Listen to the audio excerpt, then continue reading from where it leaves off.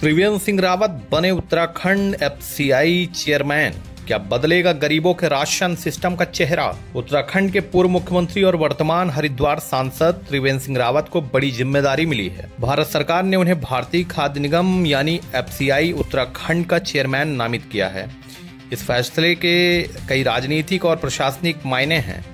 आइए जानते हैं कि इसका असर गरीबों के राशन वितरण से लेकर प्रधानमंत्री गरीब कल्याण योजना तक किस तरह पड़ेगा। नमस्कार, मैं हूं शौर्य द्विवेदी, आप देख रहे हैं इन्वेस्टिगेशन। संसदीय कार्य मंत्रालय की ओर से राज्यसभा और लोकसभा के कुछ चुनिंदा सांसदों को उनके राज्य के भारतीय खाद्य निगम का चेयरमैन नियुक्त किया गया है। इस कड़ी में हरिद्वार से सांसद और उत्तराखंड के पूर्व मुख्यमंत्री त्रिवेंद्र सिंह रावत को यह जिम्मेदारी दी गई है। एफसीआई यानी भारतीय खाद्य निगम देश की खाद्य सुरक्षा की रीढ़ है। यही संस्था केंद्र सरकार की योजनाओं के तहत गेहूं, चावल की खरीदी से लेकर राज्यों तक वितरण का काम करती है। एफसीआई की दक्षता का सीधा असर गरीबों को मिलने वाले राशन पर पड़ता है। त्रिवेंद्र सिंह रावत की छवि एक प्रशासनिक और ईमानदार नेता की रही है। पूर्व मुख्यमंत्री रहते उन्होंने पारदर्शिता और सुशासन पर जोर दिया था। अब केंद्र सरकार ने उनके अनुभव को खाद्य आपूर्ति जैसे महत्वपूर्ण सेक्टर में इस्तेमाल करने का संकेत दिया है। एफसीआई से जुड़ा अधिकारी या राजनीतिक विश्लेषक, एफसीआई चेयरमैन की भूमिका सांकेतिक नहीं होती। राज्य की खाद्य नीतियों को प्रभावी तरीके से लागू